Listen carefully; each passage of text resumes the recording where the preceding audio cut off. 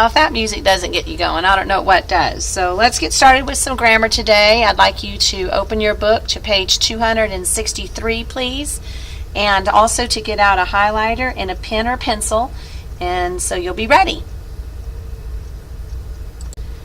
On page 263, you can see that we're going to be working with commas with compound sentences today. And we're going to go over the rules and the examples, and then you'll be ready to practice some inserting commas yourself and being able to discern when they're needed or not. And so let's go ahead and look at page 263 together. All right, Rule 20H. Use commas before and, but, for, or, nor, so, and yet when they join independent clauses.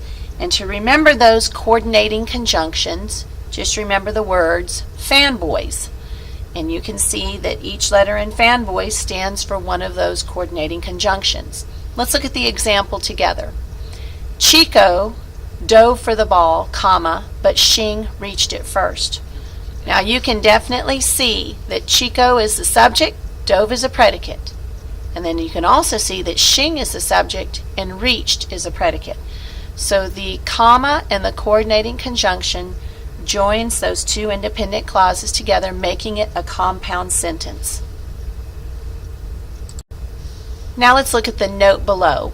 A comma is always used before for, so, and yet when they join two independent clauses.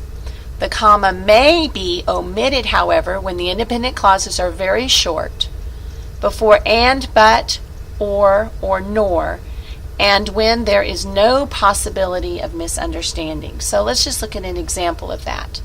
Dad washed and I dried. Very short independent clauses. Dad washed, subject predicate. I dried, subject predicate. And there's no misunderstanding, so it's okay to leave the comma out there. It'll be your choice. All right. Do not be misled by compound verbs, which often make a sentence look as if it contains two independent clauses. For example, a simple sentence. Lian sharpened her pencil and sat down to write. There's only one subject, Lian. She sharpened, and she sat. And so after the coordinating conjunction and, sat down to write, it's lacking a subject. Let's look at the next part. Compound sentence. First Lian sharpened her pencil, and then she began to write. Now a comma does belong before that because the second part, then she began to write, is a complete sentence. So you can see the difference.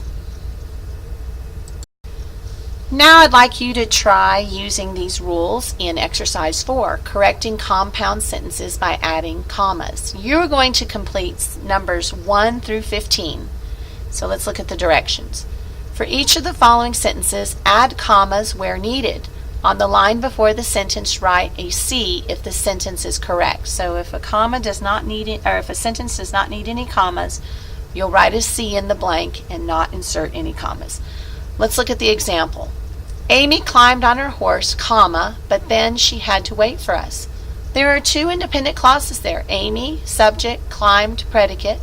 Then on the other side of but, you have she, subject, had to wait, or had, as a predicate. And so you have two independent clauses. The comma is needed there. That one's correct. Now I want you to do number 1 through 15. So you'll have to turn the page to finish the exercise. And when you finish, I want you to check your answers. So right now, pause the video. All right, here are the answers for 1 through 8. Pause the video and make sure that you answered them all correctly and make any corrections as needed. When you finish with 1 through 8, you can start the video again.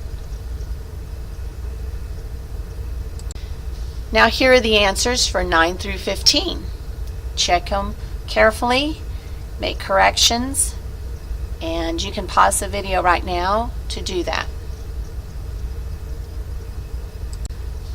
Okay, thank you so much for working hard today with commas in compound sentences, and I hope you've learned when to place a comma with a coordinating conjunction and when not to. And we will be using this in daily language and in our writing. So Just come back and review this as needed, okay? Have a good day.